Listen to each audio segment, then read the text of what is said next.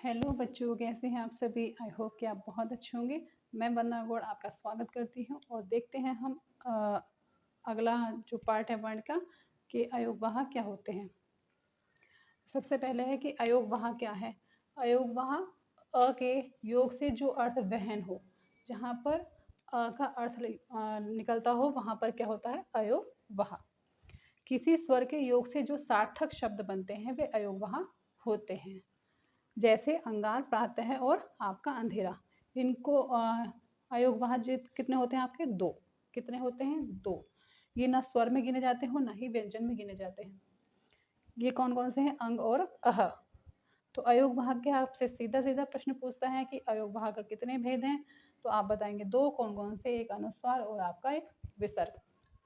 साथ ही अनुस्वार का एक पार्ट और है जिसको कहते हैं अनुनासिक। क्या कहते हैं, अनुनासिक। अनुनासिक।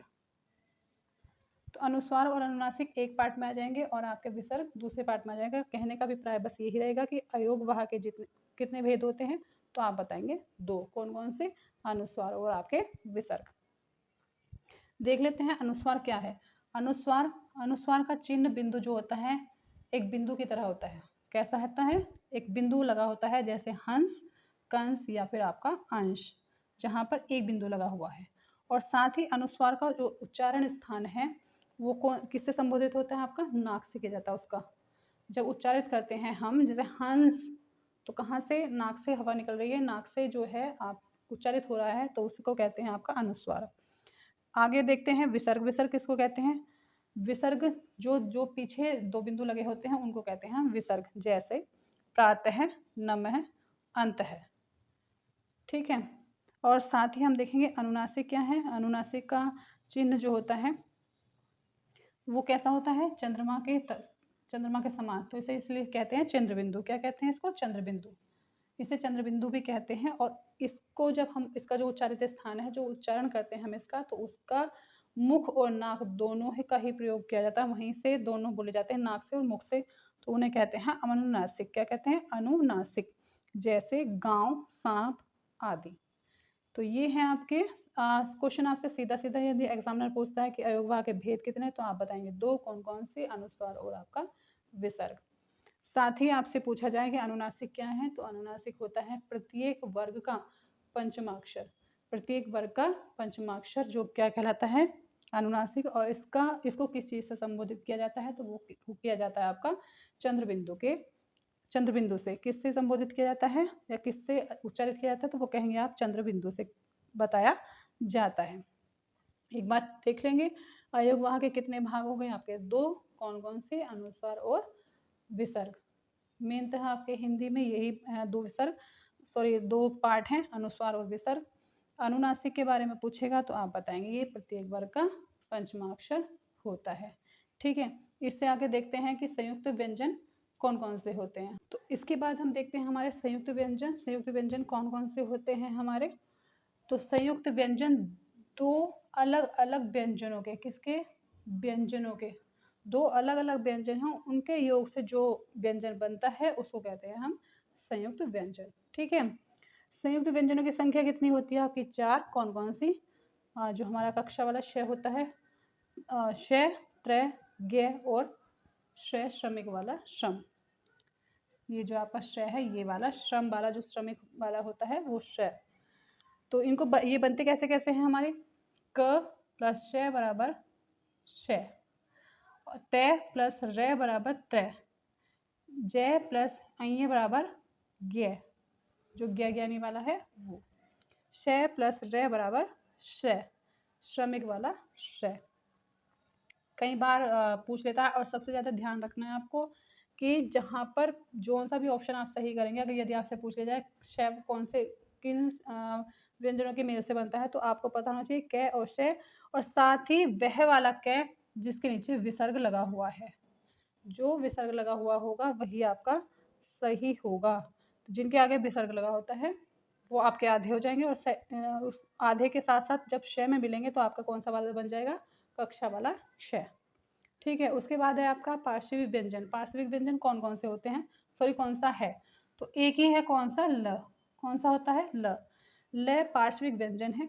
लय का उच्चारण करते समय हमारे सांस जीभ की बगल यानी कि पार्श्व बगल जो रहती है साथ में उससे होकर गुजरती है। आप जब बोलेंगे लय, तो जब आप लय बोल रहे हैं तो जो पास का हिस्सा है वहाँ से हवा जो हमारी सांस है वो जीभ के बगल से निकलकर होकर गुजर रही है, तो उसी को क्या कहते हैं आपके पार्श्विक व्यंजन। और पार्श्विक व्यंजन कितने हैं? सिर्फ एक है आपका, कौन सा? लय। संयुक्त व्यंजन एक बार और देख लेते हैं। आपके संयुक्त व्यंजन दो अलग अलग व्यंजनों के योग से बनते हैं। आपसे पूछ लिया जाए कि अलग अलग व्यंजनों से कौन सा व्यंजन बनता है, तो आप बताएंगे संयुक्त व्यंजन बनते हैं। इनकी संख्या कितनी है आपकी? 4। कौन कौन सी? क्षय, त्रय, ज्ञ और आपका श्रेय। श्रेय वो ये जो आपका कक्षा वाला क्षय है तो ये किससे मिलकर बना है? कै और आपके क्षय से मिलकर बना है। तय और रय से मिलकर बना है आपका त्रय। जय और ज्ञ से बनकर मिला है आपका ज्ञ, ज्ञ ज्ञानी। कौन सा बना है? ज्ञ ज्ञानी। और से और रय से मिलकर आपका बना है श्रेय। पार्श्विक व्यंजन एक है, कौन सा? लय। एग्जाम में आ भी चुका है और आने की संभावना रहती है। लगेगा कि लय है, सिर्फ हमें याद हो गया, लेकिन पता तो होना चाहिए कि कहाँ से क्या होता है। कभी कभी क्या होता है कि उच्चारण पूछ लेगा आपसे कि उच्चारण करते समय हमारी सांस जीभ के बगल से होकर गुजरती है तो वह कौन सा व्यंजन? तो वह आपका हो जाएगा पार्श्विक व्यंजन। और पार्श्विक व्यंजन कौन सा है आपका? लय। ऑप्शन में लय मिल जाएगा आपको और आप लय को टिक करेंगे। उसके बाद देखते हैं हम उपशिप्त व्यंजन और साथ ही आपके प्रकंपित व्यंजन देखते हैं। तो आगे देखते हैं हमारा उत्क्षिप्त व्यंजन। कौन सा व्यंजन? उत्क्षिप्त व्यंजन। जिन व्यंजन वर्णों का उच्चारण करते समय जीभ का अग्रभाग एक झटके के साथ नीचे गिरता हो तो उसको क्या कहते हैं? उत्क्षिप्त व्यंजन। जैसे कि ड और आपका ढ, इनकी संख्या कितनी होती है? 2। कौन कौन से? ड और ढ। तो जब आप ड और ढ को बोलेंगे तो ड हमारी टंग क्या है? ऊपर जा रही है और झटके के साथ नीचे आ रही है। तो आप ध्यान रखेंगे इनकी संख्या कितनी है। एग्जामिनर आपसे 4 ऑप्शन रख देगा और 4 ऑप्शन में आपसे पूछ लेगा कौन से हैं या कौन से नहीं हैं। आपसे पूछ लेगा उत्क्षिप्त व्यंजन कौन कौन से हैं, तो आप कहेंगे ड और ढ। ठीक है, आपको पता होना चाहिए। एक चीज़ और आप देख रहे हैं कि पढ़ाई, घोड़ा, ढक्कन और डमरू। आपने ध्यान दिया कि ढ यहाँ पर भी है और ढ यहाँ पर भी है, लेकिन इस बार ढ के नीचे बिंदु लगा हुआ है और इस वाले ढ के नीचे बिंदु नहीं लगा हुआ है। क्यों? क्योंकि जब कभी ये शब्द के बीच में आते हैं तो इनमें बिंदु लगा होता है, लेकिन अगर इनसे कोई शब्द स्टार्ट होता है तो उसके नीचे बिंदु नहीं लगा होता है। आप इस चीज़ को भी ध्यान रखेंगे। ठीक है, आगे है आपका प्रकंपित व्यंजन। प्रकंपित व्यंजन कौन से होते हैं और क्या है? तो जिन व्यंजन वर्णों का उच्चारण करते समय जीभ जो हमारी जीभा है वो 2 से 3 बार प्रकंपित होती हो यानी कि कंपन करती हो, उसी को कहते हैं प्रकंपन। तो इसमें इनकी संख्या होती है सिर्फ एक, कौन से? र। ठीक है, कौन सी संख्या है? र।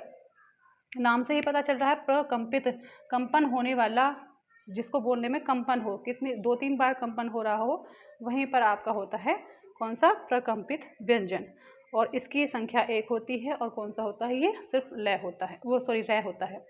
र बोलते हैं ना, तो वही र हमने बोला तो हमारी जो जीभ है वो 2 से 3 बार कंपन करती है, उसी को कहते हैं हम प्रकंपित व्यंजन। तो आपको पता चल गया प्रकंपित व्यंजन कौन सा है आपका?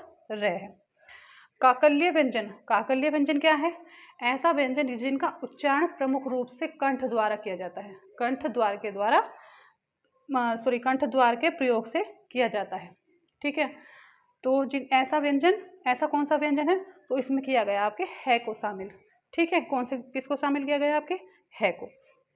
ऐसा व्यंजन जिनका उच्चारण प्रमुख रूप से कंठ द्वार में प्रयोग किया जाता है, इसमें है शामिल है। तो ये कौन सा व्यंजन है आपका? काकल्य। कौन सा है? काकल्य व्यंजन। उसके बाद आगे आपका आता है आगत व्यंजन। तो आगत व्यंजन जो है आपका ज और फ है, और जो ये बिंदु लगे होते हैं इन्हें कहते हैं हम नुक्ता। आगत मीन्स होता है आया हुआ, बाहर से, विदेशी। जो विदेशी भाषाएं हमारे यहाँ पर बोली जाती थी, पुर्तगाली आए और जैसे ये डच आए, और अंग्रेजी शासन हुआ। तो जैसे जैसे ये लोग आते रहे तो वैसे ही हमारे यहाँ पर भाषाएं भी आती रहीं, बोलियां भी आती रहीं और ऐसे ही वर्ण आते रहे। तो वर्ण में बाहर से जो आए हैं तो वो कौन सा है, ज़ और फे। ठीक है। और इन जय इस तरह से लिखा जाता है हमारे यहाँ पे, लेकिन जब हम आगत वाला होता है तो आगत वाला आपका होता है जय और जय के साथ एक बिंदु। ठीक, तो एक बार फिर से देख लेते हैं उत्क्षिप्त व्यंजन कौन से हैं। जब हम कोई शब्द बोलते हैं, कोई वर्ण बोलते हैं, सॉरी, जब वर्ण बोल रहे हैं वो जो टंग है हमारे ऊपर जाकर झटके के साथ नीचे आती है, उसी को कहते हैं हम उत्क्षिप्त व्यंजन। इनकी संख्या कितनी होती है आपकी, 2 होती है, ड और ढ। एक चीज़ और, अगर ये शब्द जो है बीच में आ जाते हैं तो आप जैसे ढ लिखा जाता है, ढ के नीचे बिंदु रहता ही है पढ़ाई में, लेकिन अगर इनकी शुरुआत किसी शब्द इन्हीं शब्दों से होती है तो ये होते हैं, इनमें कोई भी कहना चाहिए कि बिंदु नहीं लगा होता है। जैसे ढक्कन में है, घोड़ा में है और डमरू में नहीं है।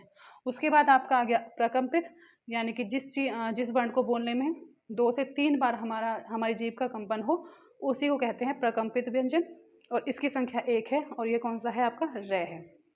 उसके बाद आपका आ जाता है काकल्य व्यंजन। तो काकल्य व्यंजन वह व्यंजन है जिसके उच्चारण जो है प्रमुख रूप से कहाँ से होता है, कंठ द्वार से होता है, और इसका जो प्रयोग होता है, कौन सा वर्ण शामिल होता है इसमें, वो है आपका है। उसके बाद आपके आगत आ गए, और आगत में कौन से हैं, ज, ज और फ, और ये जो बिंदु लगते हैं इनको कहते हैं हम नुक्ता।